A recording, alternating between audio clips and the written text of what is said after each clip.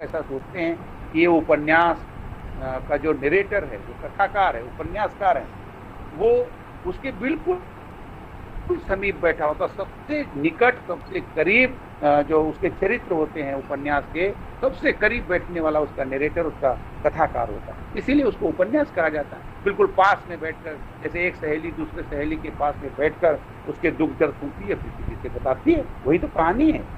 Film आप देखते हैं उसमें कोई कहानी ही तो होती है, एक कथानक होता है, और वो कथानक किसी के द्वारा किसी से कहा जाता है और होता किसी और का। अब हम फिर बहके ना, फिर हम पारिभाषिक शब्दावली पर आ जाएं। तो जब हम पारिभाषिक शब्दावली पर आते हैं तो हमें ये ध्यान रखना है कि जो भी शब्द रचना हो, वह शब्द रचना बिल्कुल अविधेय अर्थ दे। लक्षणा से उसके कोई अर्थ न निकलें, व्यंजना से उसके कोई अर्थ न निकलें। भाषा की शब्द शक्तियाँ होती हैं, अविधा, लक्षणा और व्यंजना। लक्षणा में अभी आपको हमने बताया कि जैसे कोई बेटी वाला कहता है कि मेरी बेटी बिल्कुल गऊ है, तो बेटे वाला ये नहीं कहता है कि आप चिंता न करो, मेरा भी बेटा बैल है। क्यों नहीं करता? क्योंकि उसके जो अर्थ है अविधात्मक, वो बहुत ही खराब अर्थ है, नकारात्मक। लक्षणात्मक अर्थ है तो बैल का वो भी खराब है उसका, तो लक्षणा से भी अर्थ, अविधा से भी अर्थ खराब है। ऐसे ही व्यंजना में, जैसे कोई किसी मूर्ख को कह दे कि आप तो बहुत विद्वान है, तो इस तरह के भी अर्थ नहीं निकलने चाहिए पारिभाषिक शब्द, और लक्षणा वाले अर्थ भी नहीं निकलने चाहिए, जैसे बेटी को गऊ कह देना, उस तरह के भी अर्थ नहीं निकलना चाहिए।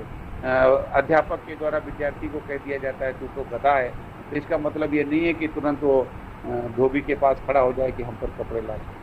तो ये जो पारिभाषिक शब्दावली है, तो वह बहुत निकट होती है अभिधात की, या बिल्कुल ये कह दो बिल्कुल अभिधा ही होती है। जैसे एकांकी कहा जाए, तो एकांकी को आप तुरंत समझ लेंगे कि ये नाटक, ये पारिभाषिक शब्द है। अंक गोद को भी कहते हैं। अब कोई चाचा की गोद में ही रहता हो, तो आप कहें इस बच्चे की एकांकी है ये चाचा के पास, तो एकांकी माने एक ही गोद है चाचा की, ऐसा नहीं कह सकते। तो आपको नाटक के अर्थ में ही एकांकी का प्रयोग करना पड़ेगा।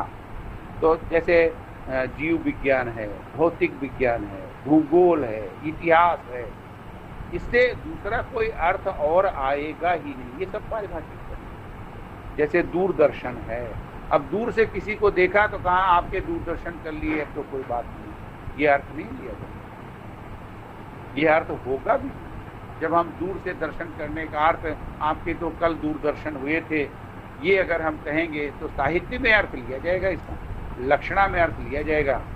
ये पारिभाषिक शब्द नहीं होगा उस समय, वहाँ पर पारिभाषिक रूप में नहीं होगा। पारिभाषिक रूप में तभी होगा जब आप ये कहेंगे कल हमारा एक कार्यक्रम दूरदर्शन से आएगा, वहाँ वो जो दूरदर्शन शब्द है वो पारिभाषिक है, क्योंकि फिर आदमी दूरदर्शन पे देखेगा।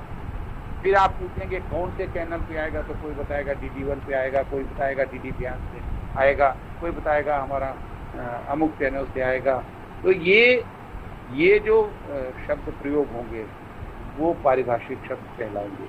पारिभाषिक शब्द दूसरा अर्थ देते ही नहीं। पारिभाषिक शब्द एक निश्चित और सुनिर्धारित अर्थ देते हैं। पारिभाषिक शब्द एक अवधारणात्मक अर्थ देते हैं, तो कॉन्सेप्चुअल मीनिंग देते हैं। कॉन्सेप्चुअल मीनिंग अगर नहीं है तो वो अर्थ देने वाले शब्द कभी भी पारिभाषिक शब्द नहीं हो सकते। जैसे हमने राष्ट्रपति का उदाहरण दिया। मान लीजिए कोई कहे मेरे पिताजी तो मुझ पर रोज दहाड़ते हैं, तो वहाँ दहाड़ने का अर्थ लाक्षणिक है, अविधेयात्मक नहीं। तो इसलिए दहाड़ना शब्द, जो दहाड़ है, दहाड़ कभी भी पारिभाषिक शब्द नहीं है। दहाड़ जो है प्रयोग के आधार पर अर्थ अपने बदलेगा, तो जो प्रयोग के आधार पर अपने अर्थ बदलते रहते हैं वो पारिभाषिक शब्द नहीं होते। जो हमेशा एक जैसे होते हैं, जिनके अर्थ रूढ़ होते हैं, वही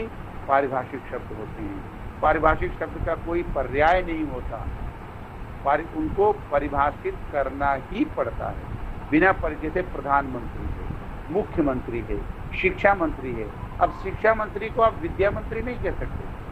अभी जो भारत सरकार है उसने पहले मानव संसाधन विकास मंत्री था, अब उसको शिक्षा मंत्री किया, तो अब शिक्षा मंत्री ही कहना पड़ेगा। पहले अर्थ तो लगाते थे शिक्षा मंत्री का कि ये शिक्षा से संबंधित है, लेकिन उस शिक्षा के लिए मानव संसाधन शब्द था, लेकिन आज वो शिक्षा मंत्री ही प्रयोग होगा। पहले जम्मू एंड कश्मीर के जो मुख्यमंत्री होते थे उनको प्रधानमंत्री कहा जाता है। तो चूंकि पारिभाषिक शब्दों के अलग से अर्थ लिए नहीं जा सकते, इसलिए उसको मुख्यमंत्री करना पड़ा, संविधान में संशोधन करके करना पड़ा, क्योंकि एक देश में दो प्रधानमंत्री कैसे रहेंगे। और वैसे तो हर राजा का एक प्रधानमंत्री होता था।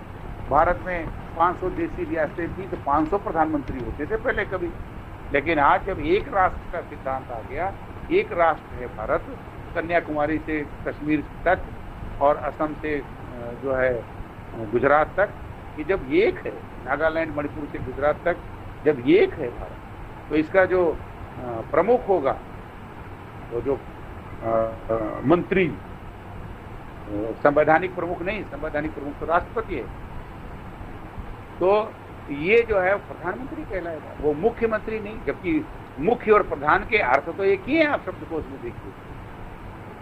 तो ये जो है, जैसे चीफ सेक्रेटरी है, और चीफ सेक्रेटरी को चीफ ही कहेंगे, चीफ सेक्रेटरी को जैसे मुख्य, तो वहां देखो मुख्यमंत्री के लिए चीफ मिनिस्टर प्रयोग हुआ और चीफ सेक्रेटरी के लिए मुख्य सचिव प्रयोग हुआ।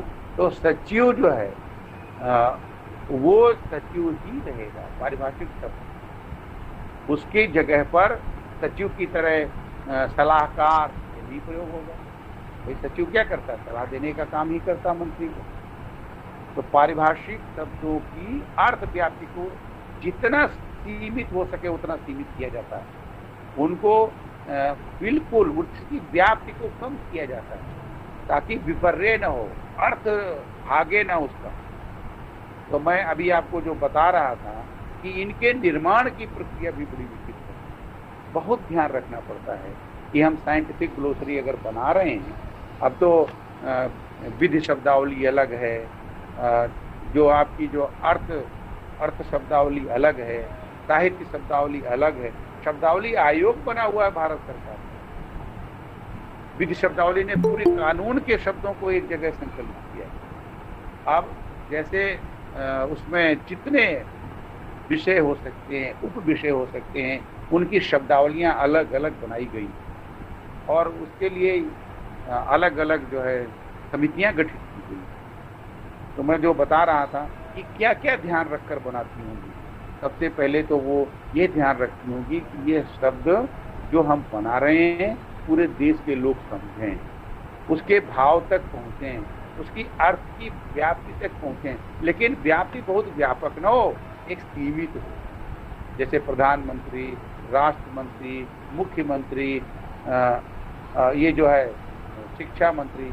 अभी देखिए महाराष्ट्र में प्रधानमंत्री को पंत प्रधान करके ज़्यादा से चाहे अन्ना हजारे हों करते, तो उन्होंने उसके पारिभाषिक शब्द को इस तरह बना रखा, लेकिन पारिभाषिक शब्दावली में प्रधानमंत्री का पर्याय तो होता ही नहीं है, तो वो प्रयोग गलत है।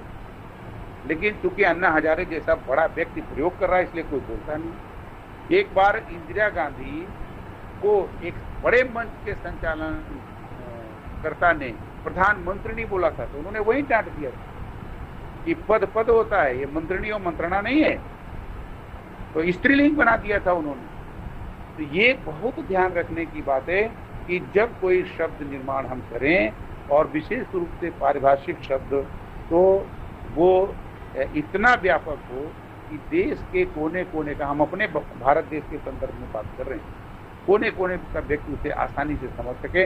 इसके लिए जो डॉक्टर रघुवीर ने शैली अपनाई थी वो बढ़िया थी, सराहनीय थी, लेकिन हुआ क्या, उसका मजाक बनाया गया और लोगों ने उसका तिरस्कार भी किया बहुत ज़्यादा, और उसमें राजनीति हो गई। तो आज हमारे पास संस्कृत के 22 उपसर्ग जो हैं वो हैं, हिंदी के 10 उपसर्ग और जुड़ गए उससे तद्भव बन करके, फिर अरबी फारसी और अंग्रेजी के 12 उपसर्ग और जुड़ गए, तो 22 और 10 35 और 12 44 उपसर्ग हमारे पास हो गए।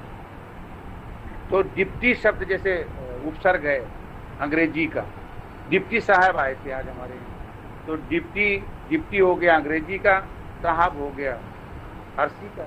तो इसी तरह से उसमें बहुत सारे शब्द, बहुत सारे उपसर्ग, जैसे बेनाम संपत्ति मिली है, तो बे जो है इधर अरबी फारसी की परंपरा से आ गया, लेकिन इसको जानते सब हैं पूरे देश में। तो ऐसे उपसर्ग, ऐसे प्रत्यय जिनसे पूरा देश और समाज परिचित है, उनको भी अगर हम शब्दावली के निर्माण में प्रयोग करें तो गलत नहीं होगा, अनुचित नहीं होगा। लेकिन अच्छा और सुंदर यही होगा कि हम उन प्रत्ययों को लें जो प्रत्यय पहले से हजारों साल से हमारे देश में हैं, और उनका प्रयोग तमिलनाडु में भी उसी धड़ल्ले से होता है, उनका प्रयोग केरल में भी, पंजाब में भी, असम में भी, और गुजरात में भी प्रयोग होता है। तो ऐसे उपसर्ग लेंगे तो लोग आसानी से समझेंगे। अभी देखिए, हमने जो उपसर्ग आपको बताए थे उनमें सु उपसर्ग है, प्र उपसर्ग है, वि उपसर्ग है, नि उपसर्ग है, अन उपसर्ग है, अ उपसर्ग है, आ उपसर्ग है, जैसे आद्योपांत, आ जन्म, ये जो है इस तरह से निश्चिंत, निस उपसर्ग हो गया। अब देखिए निश्चिंत में जो निस उपसर्ग है, निश, वो तालब दिशा से अंत है उसका, और जो निष्पाप में है निश, उसमें मूर्धन्य है, निष्कपट, निष्फल, निष्पाप, और जो निसंकोच है उसमें दंत सा है। तो इन उपसर्गों को भी समझने की जरूरत है जब आप शब्द निर्माण कर रहे हैं। तो अगर आप दुष्कर्म लिख रहे हैं तो उसमें मूर्धन्य शाही आएगा, क्योंकि का जो है वो कंठ वर्ण है, तो क ख ग घ इसमें जितना भी होगा, और पाफा बाभा मा, ये जो ओष्ठ हैं, ओष्ठ और कंठ में जो पहले आएगा शा, वो मूर्धन्य होगा। ऐसे ही जो दंत सा है, दुष्टाहास, हस्त में देखिए ता के पहले जो आएगा वो दंत सा आएगा, क्योंकि त जो है वो दंत है, तो स भी उसमें दंत आएगा। निषेध और निष्पाप, निष्कपट, इनके लिए मैंने पहले ही बता दिया कि मूर्धन्य श आएगा। निसंकोच में, निसंदेह में ये जो दंत सा आएगा। तो उपसर्गों को भी समझने की जरूरत है उनको बनाते समय। ये नहीं कि अति उपसर्ग पा गए, अधि, अनु, अप, अपि, जैसे भी पा गए। देखिए अपि उपसर्ग बड़ा विचित्र है। अपि जो है ये निपात भी है, ये ध्यान देने की जरूरत है। जैसे अहम अपि गच्छामि, मैं भी जाता हूँ, ये अपि अलग है, उपसर्ग के रूप में अपितु, अपिहित इनमें है। तो ये जो है अभि उपसर्ग है, जैसे अभिसिंचित, अभिनंदित, अभिमान, अभि उपसर्ग है। अवमान, अवमानना, अवज्ञा, ये देखिए इसमें अ उपसर्ग है। आज्ञा में आ उपसर्ग है। आसन्न में आ उपसर्ग है। आच्छादन और आ और छादन दो जो अलग अलग हैं, उसमें चा बीच में जब जोड़ेंगे तो चा बीच में आ जाएगा। ये ध्यान की जरूरत रखने की जरूरत है। अर्थ भी बिल्कुल बदल देते हैं। देखिए चरण शब्द जो है पैर के लिए है, लेकिन जब उसमें आ उपसर्ग जोड़ेंगे आचरण, तो हमारा व्यवहार, बिहेवियर आ जाएगा। तो हम किस तरह चल रहे हैं जीवन में। पैरों से तो हम भौतिक दूरी चलते हैं, और अपने विचार से, अपने व्यवहार से, अपने भाव से जो हम चलते हैं वो आचरण कहलाता है। तो मूल में तो चर है ना, विचरण, चरण, चर जो है चलने के अर्थ में है, चरैवेत, तो उसी से चरण बनाए। चर में अन प्रत्यय लगा के चरण बनाए, और वि उपसर्ग लगा दिया तो विचरण हो गया। तो चर धातु है, उस धातु में अन प्रत्यय लगाया और वि उपसर्ग लगाया, विचरण बना दिया। आचरण बनाया, आ उपसर्ग लगाया, चर मूल धातु है चर, और अन प्रत्यय लगाया, आचरण हो गया। तो ये इस तरह से अब इनका अर्थ समझना बहुत आसान होगा। एक उपसर्ग का अर्थ समझ लीजिए, और ये जहां जहां जिस शब्द के अर्थ में जाएंगे वो अर्थ स्पष्ट हो जाएगा, खुलकर आ जाएगा। देखिए देश का अर्थ आप सभी जानते हैं कि ये पारिभाषिक शब्द है। देश पारिभाषिक शब्द है, और इसका मतलब है कि उसका एक राजा होगा जो जहाँ राजतंत्र है, और जहां प्रजातंत्र है उसका राष्ट्रपति होगा। तो ये जो है पारिभाषिक शब्द हो गया देश का। अब इसके पहले अगर हम आ उपसर्ग लगाते हैं तो आ का अर्थ होता है पर्यंत, यानी तक। आ समुद्र माने समुद्र तक। अगर हम कह दें कि दिलीप का राज्य आ समुद्र चिकीर्षाणाम पर्यंतम, तो आसीत दिलीपस्य, तो दिलीपस्य राजाज्ञा, तो ये दिलीपस्य राजाज्ञा, दिलीप की राजाज्ञा, राजाज्ञा का अर्थ वही होगा, राजा की आज्ञा, किसी और की नहीं होगी। तो ये जो है आ का अर्थ होगा पर्यंत, तो आ समुद्र का मतलब हो गया समुद्र तक। तो वैसे आदेश का मतलब है देश तक, यानी किसी भी संवैधानिक प्रमुख का या संवैधानिक पद पर बैठे हुए व्यक्ति का अगर कोई भी संदेश आता है तो वो पूरे देश की सीमा में लागू है, इसीलिए उसको आदेश कहा गया। तो अगर हम वे उपसर्ग और प्रत्यय पारिभाषिक शब्दावली के निर्माण में प्रयोग करेंगे जो पूरे देश में जाने समझे जाते हैं, तो पक्का है कि उनकी जो समझ है उनको समझना बहुत आसान हो जाएगा।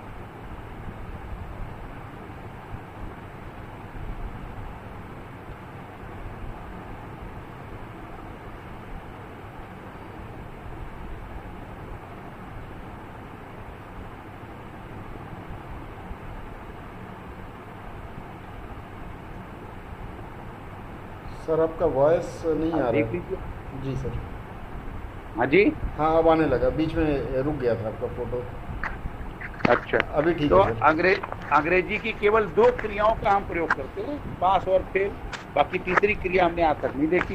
अगर किसी को ज्ञान हो तो हमें बताएं, अभी बताएं आप। तो ये जो है वो उसका कारण क्या है कि हम शब्द निर्माण कर ही नहीं पाएंगे उससे। तो जब हम आगे भाषा को समृद्ध नहीं कर पाएंगे किसी भाषा की किसी क्रिया से या किसी भाषा के किसी उपसर्ग से, किसी भाषा के किसी प्रत्यय से, तो हम उनका प्रयोग ही नहीं करेंगे शब्द निर्माण में।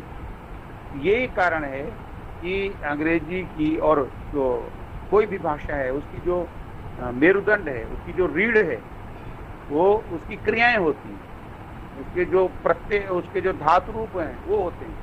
आप देखिए कि जो उपसर्ग हैं 22 हैं केवल संस्कृत में, प्रत्यय केवल 80 हैं, लेकिन धातुएं 500 हैं। परस्मैपदी और आत्मनेपदी सब मिला मिलू के। अब हम आते हैं एक प्रत्यय पर। प्रत्यय में आप देखिए वो बाद में लगते हैं, उनको अंग्रेजी में सफिक्स कहते हैं, जैसे हिंदी में उपसर्ग को अंग्रेजी में हम प्रीफिक्स कहते हैं। अब हिंदी के जो बहुत चर्चित हैं, जो हिंदी का निर्माण करने में बड़े सहायक हुए हैं, उसमें भुलक्कड़ है, हार है, आक है, चालाक, पढ़ाकू, लड़ाकू, फिर आड़ी है, अनाड़ी, खिलाड़ी, दिहाड़ी, तो होनहार, पालनहार, ये सब ई प्रत्यय, जैसे बोली, बोल में लगकर, एरा, लुटेरा, सपेरा, सांप से बनाया, संज्ञाओं से बना दिया, औना, बौना, घिनौना, खिलौना, गौना, नी, ऊँटनी, शेरनी, खिल्ली, छलनी, मंगनी, अन, चंदन, मंथन, आ, मेल में आ लगाया, मेला, कहाँ गए थे, मेला, यानी जहां पर बहुत सारे लोगों का मेल हो। फिर इसी तरह से ई, गगरी, नगरी, नगर में ई लगाया, नगरी। अब ये देखिए, ये जो आपके जो हैं घुटन, अन प्रत्यय लगा दिया, अक, बैठक, ये जो है अत, चाहत, लिखत, पढ़त, फिर आऊ, चलाऊ, टिकाऊ, अंत, रटंत, लिखंत। अब देखिए अंत जो है पर्रे जब होगा, ये प्रत्यय जब होगा, तो रटंत, लिखंत, ये जो है लिखने वाली विद्या, लिखंत विद्या, जिसको लिखकर व्यक्त कर, और रटंत जो रट कर आगे बढ़ा, रटंत विद्या, रटने वाली विद्या। तो ये अर्थ बिल्कुल बदल जाएंगे, यानी जिसका अंत रटने से हो ये अर्थ, जिसका अंत लिखने से हो, केवल यही अर्थ नहीं होगा। आहट प्रत्यय, घबराहट, चिकनाहट, छिड़काव, आव प्रत्यय, दबाव, बपोती, कटौती, पनौती, औती प्रत्यय, ती प्रत्यय, घटती, बढ़ती, चलती फिरती। तो ये जो है, और कुछ क्रियावाचक प्रत्यय होते हैं, जैसे चलता हुआ, ढलता हुआ, गिरता हुआ, बढ़ता हुआ, आता हुआ, जाता हुआ, नापता हुआ, रोता हुआ, अनीय प्रत्यय में जैसे पूजनीय है, बहुत से लोग पूज्य में अनीय प्रत्यय लगाते हैं। पूज्य में अनीय प्रत्यय नहीं लगता है, पूज्य में तो खुद ही प्रत्यय लगा हुआ है। तो पूज्य लिखें या पूजनीय लिखें। पूजनीय लिखेंगे तो पूज शब्द है, पूज माने पूजना, पूजति, पूजता पूजन। तो पूज माने पूजना, पूज पा में दीर्घ ऊ की मात्रा, फिर जा में नीचे हल, ये पूज है। अनीय लगाया तो पूजनीय हो गया। और इसी तरह से आपका ज्ञ है, जैसे विशेषज्ञ, विज्ञ, अज्ञ, नीतिज्ञ, तब्य प्रत्यय लगाते हैं, गंतव्य, मंतव्य, ये प्रत्यय थे। तो जब भी हम शब्दों का निर्माण करते हैं, चाहे वो पारिभाषिक शब्दावली हो या सामान्य शब्द हो, विकारी शब्द हो, अविकारी शब्द हो, इनमें हम जब कभी ये जोड़ते हैं तो ये ध्यान रखते हैं कि उनकी व्याप्ति उस उपसर्ग के अनुसार क्या है, उसका ध्यान रखे बिना अगर हम शब्द का निर्माण करेंगे, जैसे आदि उपसर्ग लगा है, तो आदि उपसर्ग लगाने पर जैसे अधिरथ, अधिनायक, तो उस ऐसा नायक जिसके नीचे बाकी सब, तो वो अधिनायक कहलाए। तो आपको ये अधि का अर्थ उसके साथ जोड़कर उसका अर्थ लगाना पड़ेगा। अवज्ञा, अवज्ञा, अब देखिए ज्ञा माने जानना होता है, और अव का निषेधात्मक अर्थ है, अवमान, अवमानना। तो जब ज्ञा माने जानबूझकर उसको उपेक्षित करे कोई किसी को, तो अवज्ञा होगी। ये सब आपको समझना जरूरी है। उप, उप का मतलब हमने बताया अभी, समीप, बैठना। न्यास माने बैठना, तो उपन्यास का बताया था। ऐसे उप प्रधानमंत्री, उप प्रधानमंत्री, प्रधानमंत्री के बिल्कुल करीब बैठने वाला, मुख्यमंत्री, उप मुख्यमंत्री, मंत्री, उपमंत्री। तो ये जो है उपमंत्री बनाएंगे, अपमंत्री नहीं बना देंगे। तो उपसर्ग, जब हम कोई पारिभाषिक शब्द बनाते हैं तो ये ध्यान में रखते हैं कि वह जो उपसर्ग है मूल रूप से क्या अर्थ देता है। तो हम ऐसे शब्द को लाते हैं जिसके साथ जुड़कर, जैसे मैंने बताया ना, आदेश, आदेश माने देश पर्यंत जिसका नियम चले। अब उसको परिभाषित ही करना पड़ेगा। आदेश और आज्ञा को एक साथ नहीं रख सकते। आज्ञा तो पिताजी दें तो भी आज्ञा है, जितना हम जानते हैं कि पिताजी के कहे हुए को यहाँ तक मानना है, वहां तक हम माने, वो आज्ञा है। लेकिन देश पर्यंत जिसको मानना ही पड़े समान रूप से, पिता की आज्ञा को वो बड़ा बेटा मान सकता है और छोटा नहीं मान सकता है। लेकिन प्रधानमंत्री की आज्ञा को, राष्ट्रपति की आज्ञा को वो आज्ञा नहीं है, वो है आदेश। आज्ञा क्योंकि पर्याय होते ही नहीं, उसको हर एक को मानना ही पड़ेगा, कश्मीर से कन्याकुमारी तक और असम से वहाँ जो है गुजरात तक मानना ही पड़ेगा। चाहे वो नागालैंड हो, चाहे वो कोई भी इलाका हो, सबको मानना ही पड़ेगा। तो ये आदेश कहलाएगा। तो हमारा जो है, जो अविधेय अर्थ है, वही जो है जो पारिभाषिक शब्दावली है उसको समृद्ध करता है। लाक्षणिक अर्थ नहीं, व्यंग्यार्थ नहीं। यानी जो शब्द शक्तियां हैं 3, उनमें 2 शब्द शक्तियां बिल्कुल इसके पास नहीं सकती, और वो 2 शब्द शक्तियां हैं लक्षणा और व्यंजना। केवल अविधा शब्द शक्ति से हम इनको सिंचित करते हैं, अभिसिंचित करते हैं, और उन्हीं से अर्थ लेना उचित होता है। अब आप एक उदाहरण आपको देता हूँ। एक क्रॉस चेक होता है, क्रॉस चेक। जब आप किसी को चेक देते हैं तो क्रॉस माने पार करना होता है, लेकिन और क्रॉस माने पार किया हुआ, तो आप उसका जो है पार किया हुआ चेक नहीं लिख सकते, उसको परिभाषित करना पड़ेगा। और उसको कर दिया गया बाद में रेखित, रेखित चेक।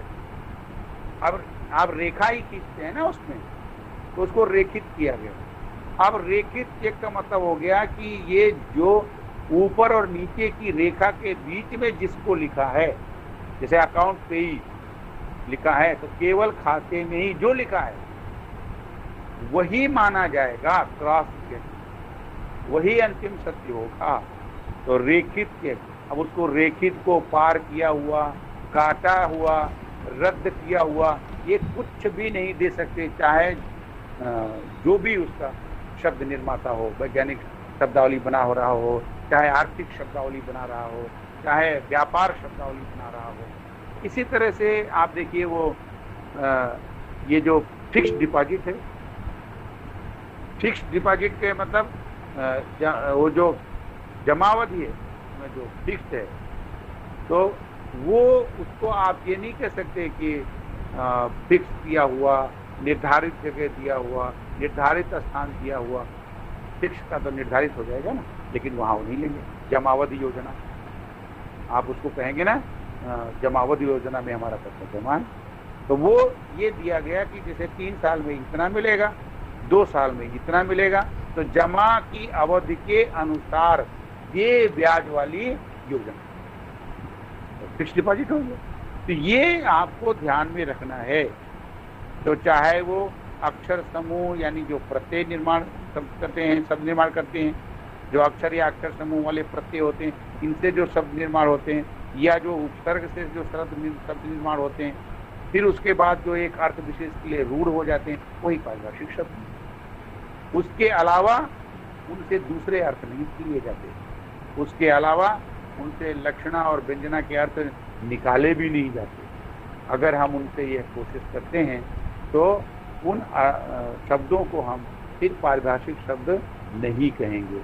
तो ये जो भौतिक विज्ञान है, रसायन विज्ञान है, वनस्पति विज्ञान है, विज्ञान को हम विशिष्ट ज्ञान नहीं कहेंगे। वनस्पति विशिष्ट विज्ञान की किताब लाओ, विज्ञान का मतलब विशिष्ट ज्ञान होता है, लेकिन विज्ञान का मतलब विशिष्ट ज्ञान तो राजनीति का भी हो सकता है, विशिष्ट ज्ञान तो समाजशास्त्र का भी हो सकता है, विशिष्ट ज्ञान तो साहित्य का भी हो सकता है। तो साहित्य का विज्ञान हम पढ़ेंगे नहीं कह सकते। विज्ञान कहते ही वो आपके सामने आ जाएगा कि लगता है कि ये जीव विज्ञान की बात करेंगे, या भौतिक विज्ञान की बात करेंगे, या रसायन विज्ञान की बात करेंगे। तो इस तरह से अभी जो हम चर्चा कर रहे थे, ये खास प्रकार के सिद्धांतों से बनाया हुआ जो शब्दकोश है वो पारिभाषिक शब्दकोश है। बनाई हुई जो शब्दावली है वो पारिभाषिक, इस तरह विशेष तरीकों से, विशेष शैली में, विशेष अर्थ के साथ और उनके अर्थ को रूढ़ करते हुए जो शब्दावली तैयार की जाती है वो पारिभाषिक शब्दावली होती है। और इसमें जो भी शब्द होते हैं वो सारे के सारे परिभाषित होते हैं, और जिस अर्थ में वो परिभाषित होते हैं उनके अलावा उनके दूसरे अर्थ नहीं लिए जा सकते। जैसे प्रधानमंत्री का अर्थ किसी प्रदेश का प्रमुख मंत्री नहीं लिया जा सकता। प्रधानमंत्री का अर्थ भारत का सर्वोपरि मंत्री होगा। तो ये जो और भारत की जो कैबिनेट है केंद्र सरकार की, उसका मुखिया होगा, वो वही अर्थ लिया जाए। तो पारिभाषिक शब्दों की जो अर्थ व्याप्ति है उसको हमने क्या किया, सीमित कर दिया। प्रधान के तो बहुत सारे अर्थ हैं, हर प्रदेश का भी प्रधान हो सकता है, गांव का भी प्रधान हो सकता है। लेकिन जब प्रधान और मंत्री एक शब्द, दो शब्द एक साथ लिए, तो हमने उनका एक विशेष अर्थ रूढ़ कर दिया, निश्चित कर दिया, परिभाषित कर दिया कि ये दायित्व निभाने वाला व्यक्ति ही प्रधानमंत्री होगा, उसके अलावा कोई दूसरा नहीं हो सकता। ये आप ध्यान में रखते हुए पारिभाषिक शब्दावली को समझेंगे तो मुझे नहीं लगता है कि पारिभाषिक शब्दावली आपको तकलीफ देगी। यह भी नहीं होगा कि पारिभाषिक शब्दावली आपकी समझ में नहीं आएगी। पारिभाषिक शब्दावली कोई बहुत बड़ी कठिन शब्दावली नहीं है, बस ये है कि उनको समझने की जरूरत है, उस शब्दावली को, उनके शब्दों को जानने की जरूरत है, और उनके पारिभाषिक रूप को समझने की जरूरत है। और जब ये हम समझ लेंगे, उसकी अंतर्वस्तु को जान लेंगे, फिर कोई भी पारिभाषिक शब्द होगा वो आपकी समझ के बाहर नहीं जाएगा। और इसके निर्माण का, पारिभाषिक शब्दावली के निर्माण का कार्य करने के लिए भारत सरकार के द्वारा एक आयोग गठित किया गया है, जिसको शब्दावली आयोग कहा जाता है। मुझे लगता है कि आज के लिए इतना पर्याप्त है। आप सबने हमको बड़े धैर्य से सुना, आपका बहुत बहुत आभार। और भाई विनय कुमार जी ने हमको मौका दिया, उनको भी बहुत बहुत धन्यवाद, बहुत बहुत धन्यवाद। शुभ रात्रि। धन्यवाद सर। कुछ बच्चे प्रश्न करना चाहेंगे सर, मैं पूछ लेता हूँ। बिल्कुल करें, बिल्कुल। आप लोगों में से कुछ प्रश्न करना चाहें तो पूछ सकते हैं। सीमा जी कुछ पूछना चाहेंगी? सर प्रणाम सर। हाँ प्रणाम।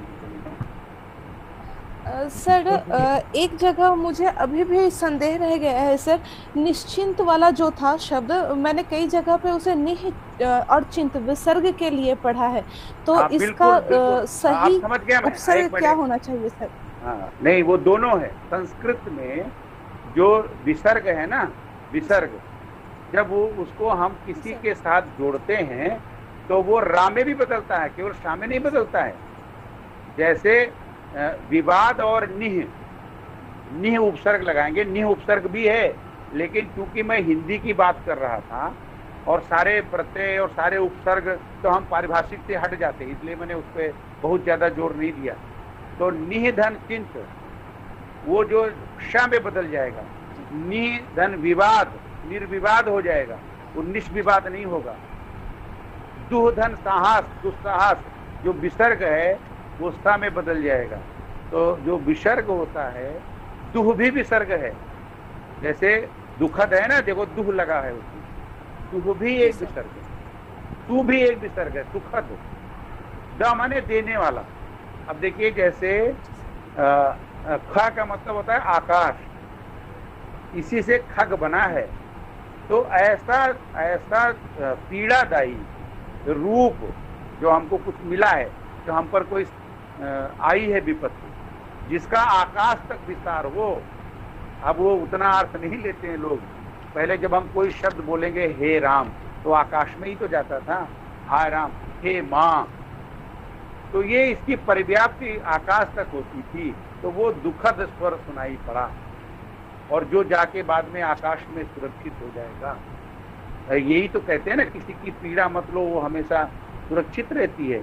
अभी 5000 साल पहले के श्री कृष्ण के उनके गीता के श्लोकों को, उनके उपदेशों को पकड़ा गया है। पकड़ा मतलब वो चोरी करते नहीं पकड़े गए, उनको ग्रहण किया गया है, उनको वो लिया गया है उससे।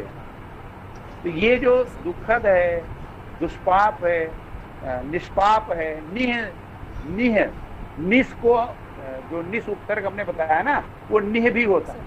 तो निह धन चिंत निश्चिंत, निह धन पाप निष्पाप, और निस धन पाप। क्योंकि हम हिंदी पढ़ा रहे थे तो हिंदी में निह उपसर्ग नहीं है, वो निस ही।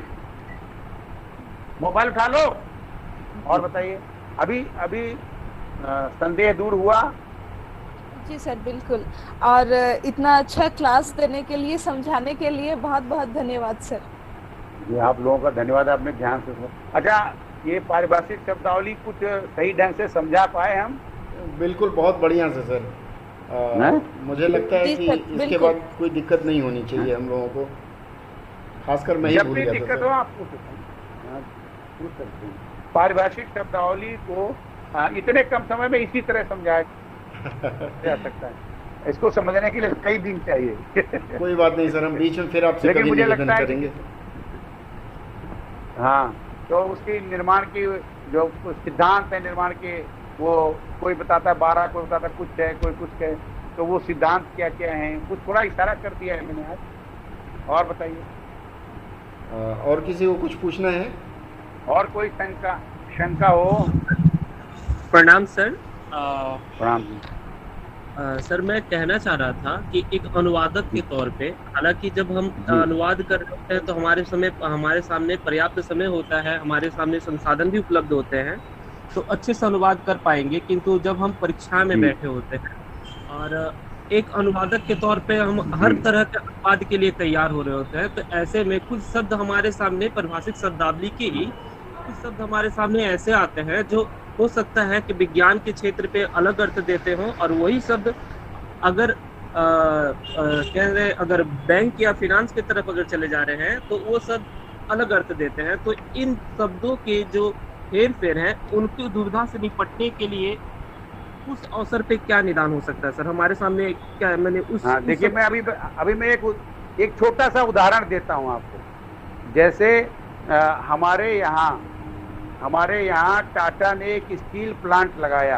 आप गूगल में अनुवाद डालेंगे, मतलब टाटा ने स्टील लगाया तो वो स्टील प्लांट लगाया तो स्टील पौधा लगाया आ जाएगा। अब वहां पर जब हम अनुवाद करते हैं तो प्लांट का अर्थ वहां प्लांट ही रख दें। अगर आप कोई उसके जैसे पारिभाषिक शब्द आप लाना चाहते हैं और वो पारिभाषिक शब्द ऐसा प्लांट के लिए औद्योगिक इकाई या उस तरह का लाने से आपको लग रहा है कि कोई तकलीफ है, तो आप प्लांट लिख दीजिए, लेकिन देवनागरी में लिखिए। जैसे जी सर आप उसमें प्लांट का पौधा नहीं कर सकते, पक्का है, क्योंकि प्लांट का पौधा तो होगा नहीं, स्टील का कोई पौधा होता है। तो ये जो है स्टील प्लांट आप लिख रहे हैं ना, इस्पात का कारखाना स्थापित किया। अब वहाँ कारखाना ही प्लांट के लिए ठीक होगा। जो इस्पात औद्योगिक इकाई स्थापित की, industrial unit, steel industrial unit स्थापित की। तो अब देखिए, यूनिट का मतलब यहाँ इकाई है। अब इकाई गणित के अर्थ में दूसरा अर्थ देगी, यहाँ इकाई दूसरा अर्थ देगी, लेकिन ये जो इकाई है वो एक पारिभाषिक शब्द के अंतर्गत आएगी। तो मुझे लगता है कि जब आप अनुवाद करते हैं तो अनुवाद करते समय आपको ये ध्यान रखना होगा कि एक सज्जन थे हमारे मित्र, उन्होंने शिक्षा की उपलब्धियां, अंग्रेजी के व्यक्ति हैं वो, और उसमें उन्होंने परफॉर्मेंस ऑफ स्कूल का दिया। तो परफॉर्मेंस का उसमें जैसे उसकी उपलब्धि, परफॉर्मेंस का मतलब जैसे उसका प्रस्तुतिकरण, परफॉर्मेंस का कई सारे उसके वो निकाल रहे थे या उस तरह। तो उसमें मैंने उनको बताया कि अकादमिक विद्यालय की अकादमिक उपलब्धियां, अब आप जो है अगर उसको आप ये कर लें, जो उसकी जो विद्यालय की जो उपलब्धि है तो बताने के लिए, अब वहाँ अगर आप उसके लिए परफॉर्मेंस के लिए जाएंगे तो गूगल में अगर आप टाइप करेंगे तो सारे अर्थ, अब उसमें उसको शब्दकोश में आप देखेंगे तो उसके बहुत सारे अर्थ आएंगे। लेकिन अचीवमेंट, अब देखिए अचीवमेंट भी उपलब्धि के लिए है, तो अचीवमेंट वहाँ अगर नहीं है और परफॉर्मेंस है फिर उसका हमें अर्थ उपलब्धि ही देना पड़ेगा। विद्यालय की उपलब्धियां, अचीवमेंट्स या फिर परफॉर्मेंस।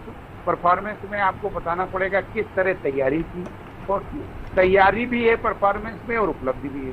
तो विद्यालय की अकादमिक तैयारियां और उपलब्धि मैंने उनको बताया, अगर आप इसका यह कर दें तो परफॉर्मेंस ऑफ स्कूल, विद्यालय की तैयारियां और अकादमिक तैयारियां और एकेडमिक परफॉर्मेंस कर लीजिए आप अंग्रेजी में।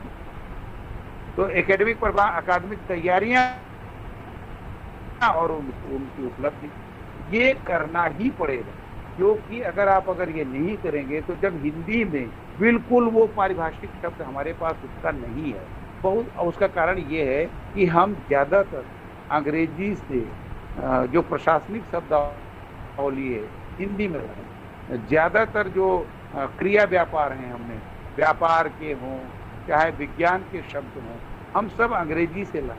अंग्रेजी ने ग्रीक और लैटिन से लिए, तो उनके जो प्रीफिक्स हैं, उनके जो सफिक्स हैं, वो ग्रीक और लैटिन के हैं जो अंग्रेजी में रहे। तो वही चीज़ हूबहू हम हिंदी से नहीं दे पाएंगे। तो उसके लिए हमको क्या करना पड़ेगा, कभी एक शब्द यहाँ का और एक शब्द दूसरी जगह का जोड़कर वो अर्थ देना पड़ेगा। कभी क्या करना पड़ेगा कि उसके निकट का देना पड़ेगा। दूसरी चीज़ मैं बताना चाहूँगा, जैसे बल्ब शब्द है, अब इसके लिए प्रकाश लट्टू किसी ने बनाया, मुझे नहीं लगता है कि ये बनाने की ज़रूरत है। हम डोनाल्ड ट्रंप का जो है अनुवाद नहीं करेंगे, डोनाल्ड ट्रंप ही रहेंगे।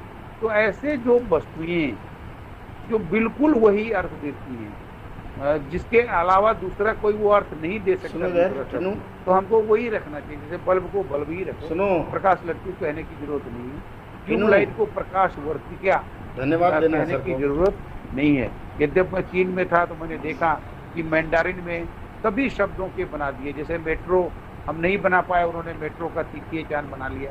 ऐसे बहुत, एक भी शब्द उन्होंने नहीं छोड़ा जिसका उन्होंने नहीं बनाया। हम भी बना सकते हैं, लेकिन उसके लिए वैज्ञानिक दृष्टि और वैज्ञानिक सोच हो, और हम एक जगह बैठे, और दूसरे क्या है, स्वीकार करने वाले स्वीकार। जैसे हमने अभी बताया ना, ट्रेन का संयंत्र नहीं स्वीकार किया जनता ने, तो नहीं स्वीकार किया। आकाशवाणी स्वीकार कर लिया, रेडियो के लिए आकाशवाणी स्वीकार कर लिया। अब रेडियो में तो रेडियो का तो मतलब ध्वनि, रेडियो वेव जो है वो ध्वनि तरंग, तो ध्वनि तरंग केंद्र कह सकते थे हम आकाशवाणी केंद्र को, लेकिन वो नहीं कहा। और हमारे जो समाज में एक मान्यता थी कि आकाशवाणी हुई राजा को, और राजा ने फिर सोचा कि इस लड़के को हम बाहर फेंक दें। कृष्ण के लिए भी देखिए आकाशवाणी हुई थी। तो ये हमारे समाज में पहले से, हमारे लोक में, हमारे जनमानस में पहले से आकाश हाँ, इसलिए फटाफट स्वीकार कर लिया। रेडियो के आसपास नहीं फटकता है, फटकता है क्या? आप बताइए। दूरदर्शन, दर्शन देखने से था, चाहे वो आध्यात्मिक अर्थ में हो और चाहे भौतिक अर्थ में हो देखना, तो दूर से दिखाई पड़ जाए कोई चीज तो ले लिया, क्योंकि दर्शन हमारे यहाँ था शब्द। दूरदर्शन जनता ने स्वीकार कर लिया, लेकिन संयान नहीं स्वीकार किया, स्थानक नहीं स्वीकार किया, जबकि स्थान था हमारे यहाँ। स्थान में आंख प्रत्यय लगाकर, तो स्थान में आंख प्रत्यय लगा के स्वीकार तो किया, तो कहीं कोई खड़ा हो जाए तो स्थानक हो जाएगा, लेकिन ट्रेन ही वहां खड़ी होगी, ऐसा कोई उसमें से अर्थ ही बिंबित नहीं होता, इसलिए स्वीकार नहीं किया। तो जब तक उसमें से अर्थ बिंबित नहीं होगा, अर्थ की प्रतीक्षा भी उसमें से नहीं छूटेगी, जैसे कि दूरदर्शन में प्रस्तुति हुई, जनता ने स्वीकार किया। हाँ बताइए। Hello hello sir. हाँ सर, सुन रहे हैं। बहुत बढ़िया सत्र रहा सर, विशेषकर मैं भी बहुत चीज़ें भूल गया था, तो काफ़ी चीज़ें सीखने को मिली आपसे। बाकी लोग, अगर किसी को कोई प्रश्न होगा। अभी हेलो, मेरी आवाज़ आ रही है सर? हेलो सीमा जी, हेलो। जी सर, आपकी आवाज़ आ रही है सर? हाँ सीमा जी, सर को आप धन्यवाद दीजिएगा। धन्यवाद प्रस्ताव। हाँ जी सीमा जी। जी सर। जी सर। सर आपने बहुत अच्छे से हम लोगों को इसके बारे में बताया, और हम सभी आपको अपने तरफ से आभार व्यक्त करते हैं सर, और आशा करते हैं कि हम सभी फिर से जल्दी मिलें और नई नई चीज़ों को लेकर। धन्यवाद सर।